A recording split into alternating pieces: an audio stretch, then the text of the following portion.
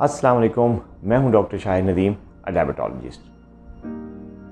आज हम बात करेंगे कि शुगर के मर्ज़ में मरीज़ के पाँव का ख़राब होना और पाँव में ज़ख़म हो जाना और आखिर में पाँव का कट जाना बहुत ज़्यादा देखा गया है। शुगर की बीमारी में मरीज़ के पाँव जो हैं वो किसी भी वक्त ज़ख़म उनमें हो सकता है। फिर उस ज़ख़म में पस पड़ जाना, उसमें इन्फेक्शन हो जाना बहुत ज़्यादा कॉमन होता है। और अगर उस इन्फेक्शन का और उस पस पड़ने का इलाज जो है वो वक्त पे ना किया जाए और शुगर कंट्रोल ना रखी जाए तो नौबत जो है वो पाँव कटवाने तक पहुंच जाती है।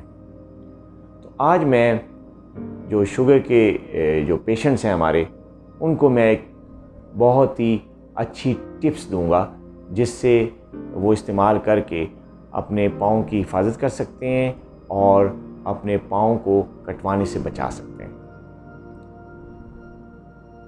पहले तो मैं आपको बताऊंगा कि शुगर की बीमारी में पाँव में ज़ख़म बनना और पाँव का ख़राब हो जाना क्यों देखा जाता है, क्यों होता है।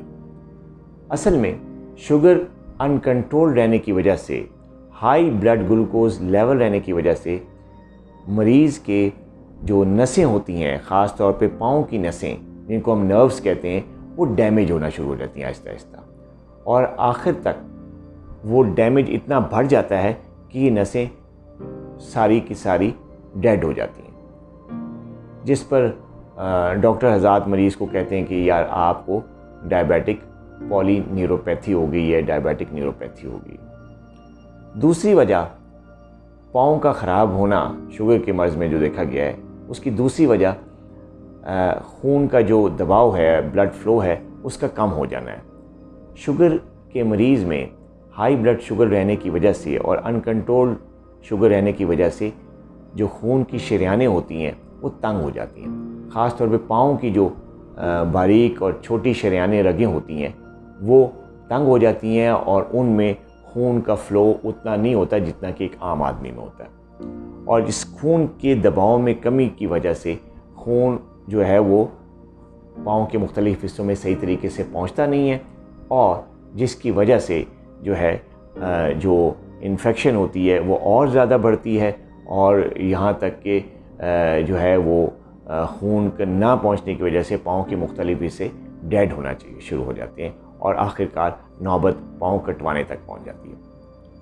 अब मैं आपको बताऊंगा चंद ऐसे प्रिंसिपल्स जिनको बरूए कार लाकर शुगर के मरीज़ अपने पाँव की हिफाजत भी कर सकते हैं, उनकी सेहत का ख्याल रख सकते हैं और अपने पाँव को ज़ख्मों से, ख़राब होने से और कटवाने से बचा सकते हैं।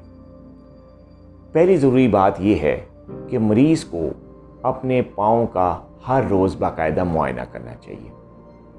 पाँव को ऊपर नीचे पलट पलट कर देखें, कहीं उनको कोई खुश्क हिस्से तो नज़र नहीं आ रहे, कहीं कोई ज़ख़म तो नज़र नहीं आ रहा, कहीं कोई लाली तो नहीं है, कहीं कोई दर्द या तकलीफ़ का एहसास तो नहीं हो रहा। उनको रोज़ाना इस किस्म का मुआयना अपने पाँव का करना चाहिए। दूसरी चीज़ जो शुगर के मरीज़ को करनी है पाँव की सेहत के लिए, वो ये है कि उसे रोज़ाना अपने पाँव नीम गर्म पानी से ज़रूर वॉश करना चाहिए।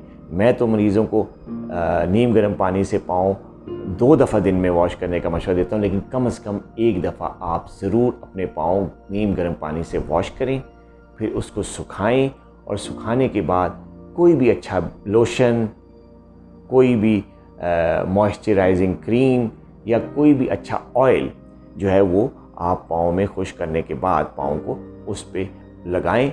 बस ये एहतियात करें कि उंगलियों के दरमियान में ये ऑयल या लोशन नहीं लगाना। पाँव के ऊपर और नीचे तलियों में और ऊपर वाले हिस्से में अच्छी तरह लोशन या मॉइस्चराइज़र ज़रूर लगाएं रोज़ाना कम से कम 1 मरतबा। इसके साथ साथ अगर आपके पाँव में कोई कॉन्स या कैलस डेवलप हो जाते हैं तो उसको टाइमली और जल्दी से उसको सॉफ्टली रिमूव करने की कोशिश करें, उसको ज़्यादा लटकाएं ना। अगर आप पाँव का मुआयना करते हुए पाँव तक नहीं पहुंच सकते और उसको देख नहीं सकते तो अपने किसी अजीज़ या दोस्त यार से ज़रूर इसमें हेल्प लें। एक और चीज़ जो बहुत ज़्यादा ज़रूरी है पाँव की सेहत के लिए, और वो ये है कि जो पाँव के नाखून हैं वो आप रेगुलरली उसको तराशें, उसको नाखूनों को ज़्यादा बड़ा ना होने दें। तराशने के लिए ज़रूरी है कि आप पाँव को बड़ी एहतियात के साथ नेल कटर के साथ उनके नाखून को तराशें।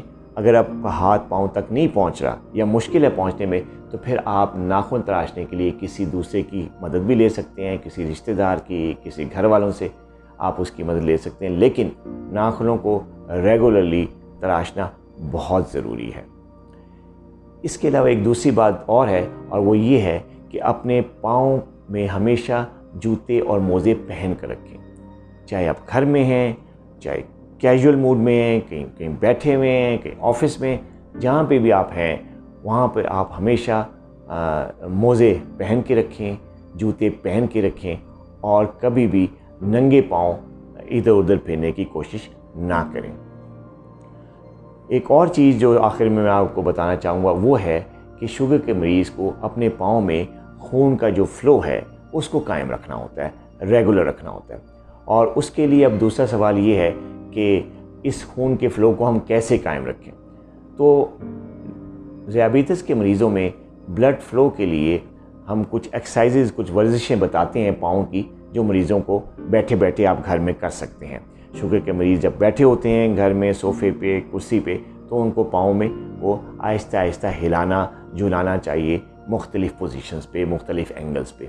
इससे उनके पाँव का ब्लड फ़्लो चलता रहता है, खून का फ़्लो अच्छा रहता है, जिसकी वजह से खून जो है वो पाँव के मुख्तलिफ़ हिस्सों में बाकायदगी से पहुँचता रहता है और वहाँ पे किसी किस्म का कोई डेड टिश्यू डेवलप नहीं होता। तो ये पाँव की जो एक्सरसाइजेज़ हैं, पाँव की जो मुख्तलिफ़ वर्जिशें हैं, इनके करने से खून का जो फ़्लो है वो रेगुलर रहता है पाँव में और पाँव की सेहत अच्छी होती है। अगर आप इन बातों पे अमल करेंगे जो कि मैंने आज आपको बताई हैं, तो ना सिर्फ आप अपने पाँव की सेहत को अच्छा रखेंगे, बल्कि अपने पाँव में ज़ख़म होने से, उसको ख़राब होने से या कटवाने से भी बचा सकते हैं। अपना बहुत ख्याल रखिएगा। आइंदा मिलते हैं एक नई वीडियो के साथ। अल्लाह हाफ़िज़।